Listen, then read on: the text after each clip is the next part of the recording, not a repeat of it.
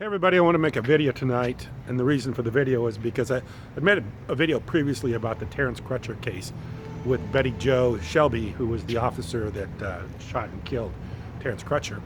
When I originally made the video, the reason I made the video was because Terrence Crutcher was moving away from her, had his hands up in the air, seemed to be obeying her commands, but yet still was shot and killed because Jo had asserted the fact that her life was being threatened and that she needed to use deadly force in order to protect herself. I didn't see that. I didn't see that in the video. That's why I made the video, because I really thought that that was a case where the police had overreached. Not that I'm anti-police, because I'm absolutely not anti-police, and I can realize what the police are into. The situations police can be put into pretty quickly, and I wouldn't want to be put in that situation where you're being second-guessed when you really are, looking at something that maybe somebody doesn't see, and you do make an action to shoot somebody or even kill somebody, and nobody really recognizes what you were looking at the time, or the feeling you were getting from the person that you were trying to apprehend. I mean, there's a lot of variables in this deal, and the last place anybody would want to be is in the police officer's shoes in that kind of a situation. Believe me, I wouldn't want to be in a police officer's shoes. Would never want to do that. Horrible job to be put in those situations. But still, in this case, I actually thought that it didn't look like she had the we'd say the reason to kill somebody. The reason to kill somebody would be her life was being threatened. She felt she was in danger to the point where she was able to kill somebody, another person. Okay, this is the interesting part about the case, and this is the part that I just got through reading about. What happened in this case? Well, two things actually happened that makes it really hard to understand. The first one is that she took the witness stand in her self-defense, which is something they'll tell you almost never happens, and usually not successful. And the reason it's not successful is because now that you get up there, you're able, the other side's able to ask all kinds of questions. So I have a feeling that the prosecution didn't really aggressively go after her because she was on the witness stand and probably didn't ask her that many questions, or really go into much about anything else about her. I mean, usually everybody has something about him that gets uncovered on the witness stand, and if you got a real aggressive prosecutor, they usually find lots of things to say. But in this case, it didn't sound like it happened, so I don't think they really aggressively prosecuted her that hard. The second thing is that this tape, which is very, very bad on her, for her, because what it shows is the guy's walking away with his hands up and still gets shot.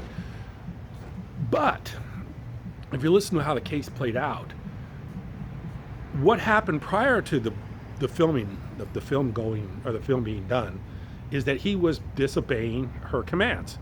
So the non-film part of this case overrode the film part of this case. So what we didn't see for the jurors was more important than what we did see.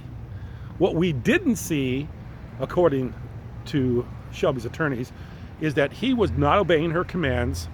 He was walking away from her. She was saying, yelling, screaming at him to do things, and he was not doing it. He was acting like he was on drugs, which it was proven that he did, and it was on drugs. And when that happened, it was pretty much done.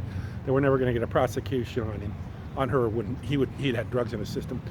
But all these things that we didn't see any of that. All we knew is the testimony about it, but we didn't see it. But what we did see is a guy walking away with his hands up in the air, who goes leaning up against a vehicle, and then, according to the part that people feel like the reason she had the right to shoot him was because he may have been trying to reach his arm into the car, which looked to me like it was a pretty, would have been a very difficult thing to do.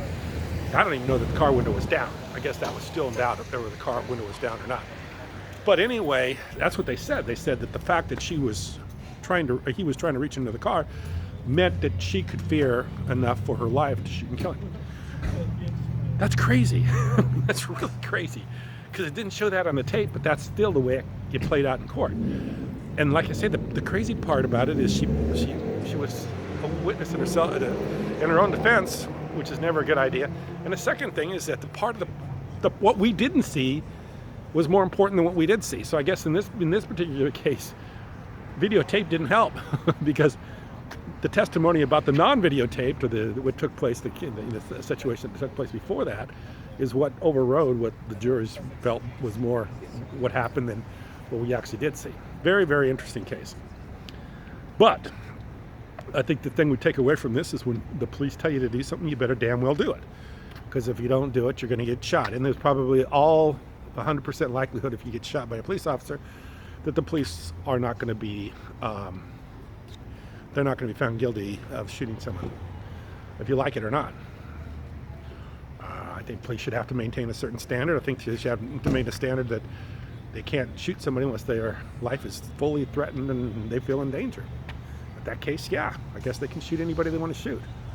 But that's a pretty easy thing for them to assert, and a pretty easy thing for the juries to believe, that if a police officer says that their life is in danger, that most anybody's going to believe that the officer's life was in danger, and that they do have a right to use deadly force.